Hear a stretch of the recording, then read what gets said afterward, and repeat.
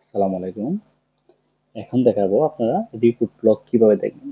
Report log বলতে আমরা যেটা বলছি, ধরেন আপনার ইউনিয়ন পরিষদে দুইজন কর্মকর্তা, তো একজন উদ্যোক্তা আর একজন একটু প্রশাসনিক কর্মকর্তা, ধরুন আরেকজন বাড়াইলাম হিসাব সহকারী।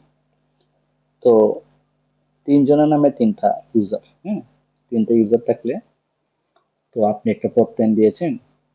ধরেন আমি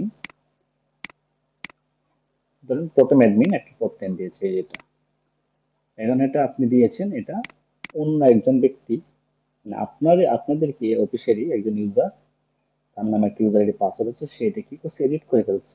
এডিট করার পরে সে বলতেছে না আমি এডিট করি নাই। তাহলে এটা আপনি কিভাবে বুঝবেন যে কি এডিট করলো বা না করলো? তখন আপনাকে চলে যেতে হবে রিপোর্ট লগ। রিপোর্ট লগে ক্লিক করলে এই প্রত্যেক সেকশনে চলে যাবেন। যাওয়ার পরে এখানে আপনি যদি সনদ নং এখানে কপি করে সার্চ করেন, তাহলে এই সনদ ঠিক কে এডিট করেছে, লাস্ট কে দিয়েছে, কে প্রিন্ট করেছে, তার নাম, মোবাইল নাম্বার সহ এখানে চলে আসবে। এইভাবে আপনারা ফিল্টার করে কে জেনারেট করেছে, কে রিইস্যু করেছে, এইভাবে আপনারা দেখতে পাবেন। তো এটা আপনাদের জন্য খুবই গুরুত্বপূর্ণ একটা ব্যাপার। আশা করি বুঝতে পারছেন। যদি না বুঝেন আমাদের সাথে সরাসরি যোগাযোগ করবেন। ধন্যবাদ।